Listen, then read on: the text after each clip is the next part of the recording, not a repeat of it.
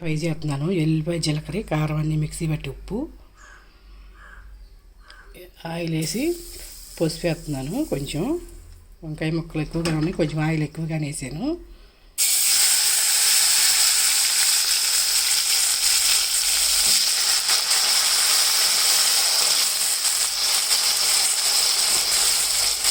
Oil కాగినాక పసుపు వేసి వంకాయ ముక్కలు వేసేయాలి.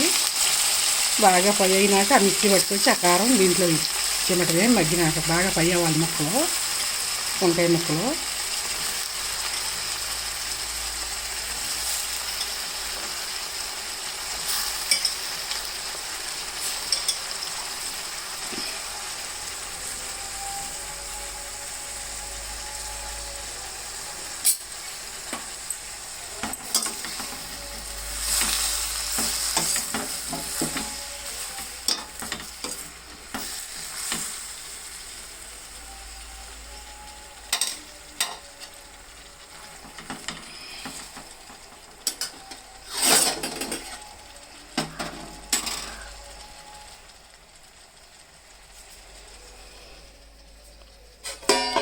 ఇదిగోండి, ఒక ఎల్లిపాయ తాకేసుకోవాలి.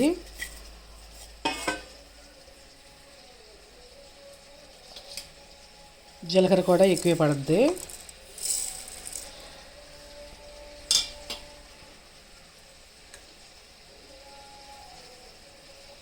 కారం 2 చెంచాలు దాకా వేస్తున్నాను.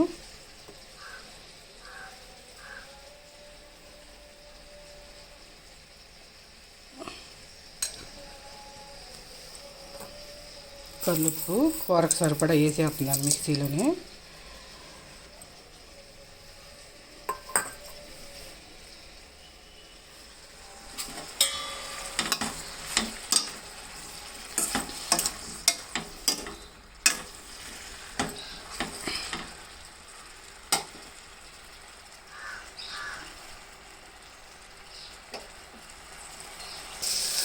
ఇదిగోండి, మిక్సీ పట్టుకొచ్చిన కారం.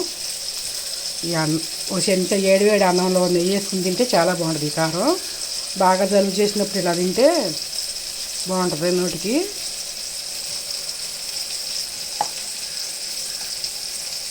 ఇది వంకాయ ముక్కలు మగ్గినవి, బాగా ఫ్రై అయినవి.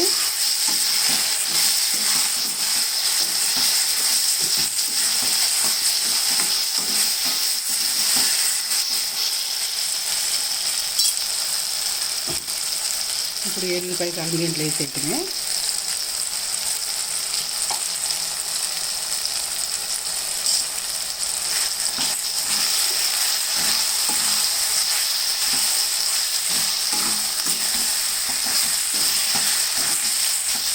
సిమ్లో పెట్టి కొంచెం ఆగనివ్వాలి కారాన్ని. అప్పుడు స్మెల్ బాగుంటుంది.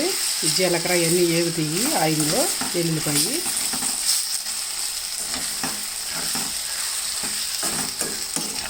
ఉప్పు దాంట్లో వేసాంగా, కల్లుప్పు దీంట్లో అవసరం లేదు, కారంలో వేసాంగా.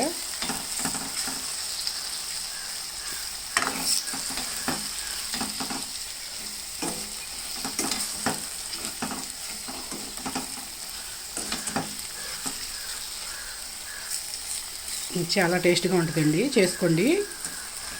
ఎల్లిపాయ, జీలకర్ర, కారం వేసి ఇట్లా వంకాయ పై